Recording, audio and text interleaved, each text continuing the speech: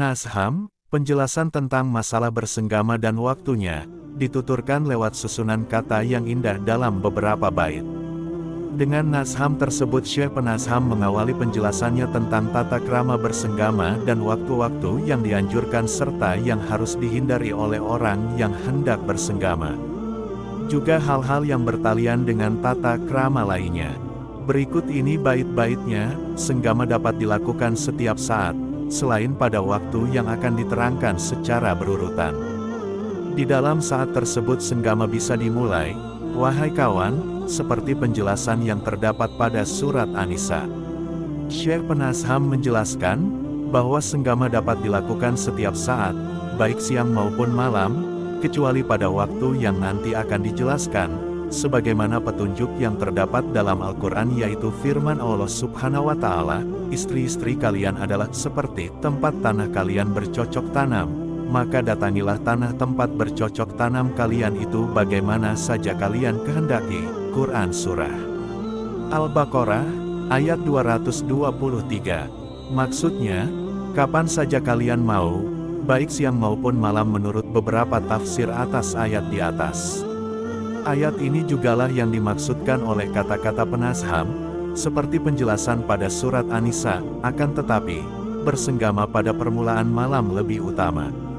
Oleh karena itu Syekh Penasham mengingatkan dalam bait berikut ini, namun senggama di awal malam lebih utama. Ambillah pelajaran ini, pendapat lain mengatakan sebaliknya, maka yang awal itulah yang diistiharkan. Al-Imam Abu Abdullah bin Al-Haji di dalam kitab Al-Madkhal mengatakan, bahwa ada dipersilahkan memilih dalam melakukan senggama, baik di awal atau akhir malam. Akan tetapi, di awal malam lebih utama, sebab, waktu untuk mandi jinabah masih panjang dan cukup. Lain halnya kalau senggama dilakukan di akhir malam, terkadang waktu untuk mandi sangat sempit dan berjamaah sholat subuh terpaksa harus tertinggal, atau bahkan mengerjakan sholat subuh sudah keluar dari waktu yang utama, yaitu sholat di awal waktu. Di samping itu, senggama di akhir malam sudah barang tentu dilakukan sesudah tidur, dan bau mulut pun sudah berubah tidak enak, sehingga dikhawatirkan akan mendatangkan rasa jijik dan berkurangnya gairah untuk memadu cinta kasih. Akibatnya, senggama dilakukan hanya bertujuan senggama, lain tidak. Padahal maksud dan tujuan senggama tidaklah demikian, yaitu untuk menanamkan rasa ulfah dan mahabbah, rasa damai dan cinta, serta saling mengasihi sebagai buah asmara yang tertanam di dalam lubuk hati suami istri. Pendapat tersebut ditentang oleh Imam Al-Ghazali.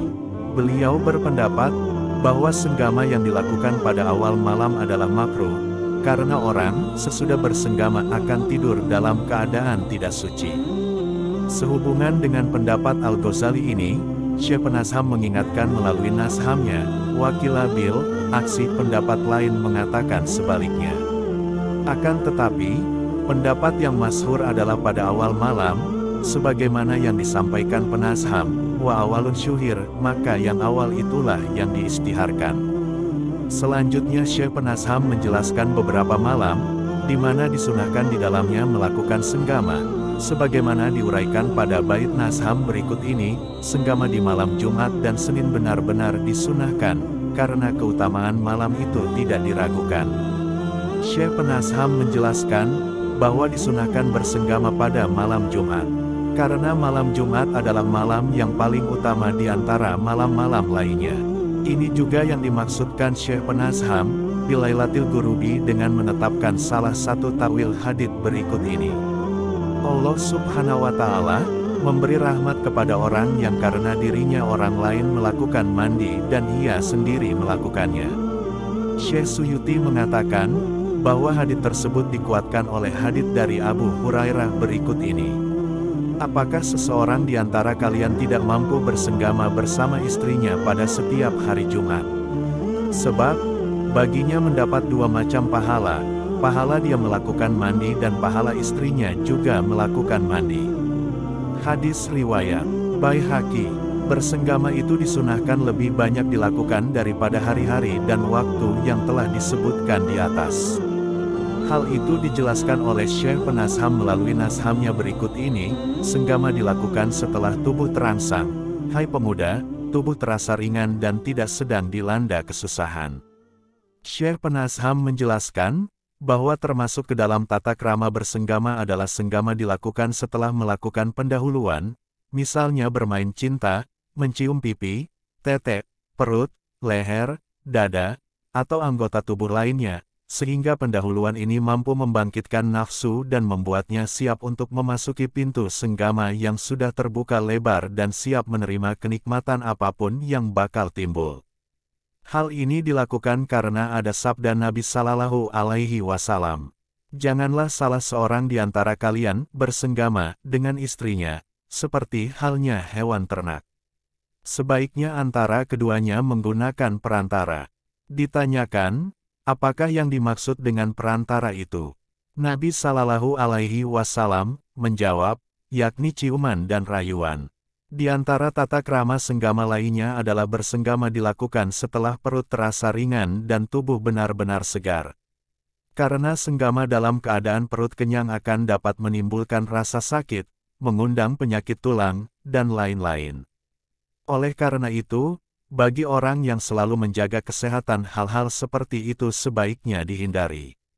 Dikatakan, bahwa ada 3 perkara yang terkadang dapat mematikan seseorang, yaitu 1. Bersetubuh dalam keadaan lapar. 2. Bersetubuh dalam keadaan sangat kenyang. 3. Bersetubuh setelah makan ikan dendeng kering. Kata-kata Syekh Penasham di atas diatafkan pada lafaz al-a'da'u, yang berarti ringannya rasa susah, maksudnya, kesusahan tidak sedang melanda dirinya.